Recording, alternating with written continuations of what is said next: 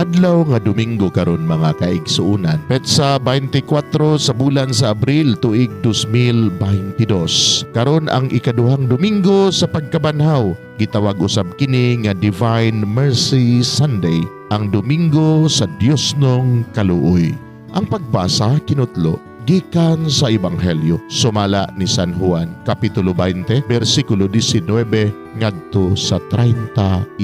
Sa pagkakilom-kilom na niadtong adlaw nga maoy unang adlaw sa simana, nagtigom ang mga tinunan ug gitrangkahan nila ang pultahan kay nahadlok man sila sa kadagkuan sa mga Hudeyo. Unya mitungha si Jesus sa taliwala nila og mingon, "Mainyo ang kalinaw." Human siya makasulti niini, iyang gipakita kanila ang iyang mga kamot ug ang iyang kilid. Nalipay pag-ayo ang mga tinunan sa ilang pagkakita sa Ginoo.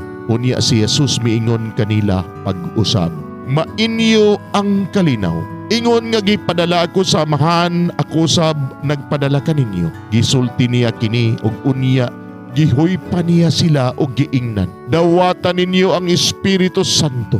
Kun pasayloon ninyo ang mga sala sa mga tao, gipasaylo kini. Kun dili ninyo pasayloon ang ilang mga sala, dili usab kini pasayloon." Si Tomas nga ginganlag kaluha, usa sa napulog duha ka tinunan, wala mahiuban kanila sa pag-anha ni Jesus. Busa gisuginlan siya sa ubang mga tinunan. "Nakita na mo ang Ginoo."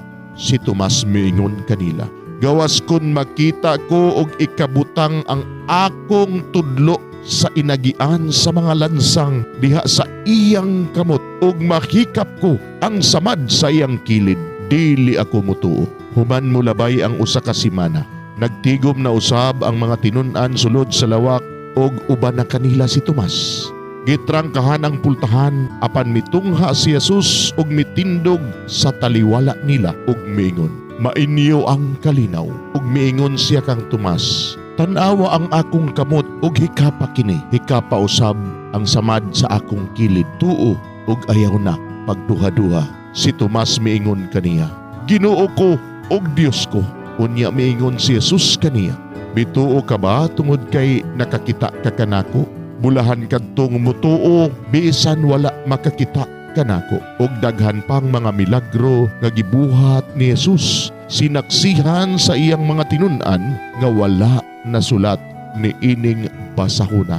Apan gisulat kini aron kamumutuo nga si Jesus mao ang Mesiyas, ang anak sa Dios, og pinaagi sa baong pagtuo makabaton kamo og kinabuhi diha sa iyang ngalan. Mga igsoon, ang Ebanghelyo sa Ginoo.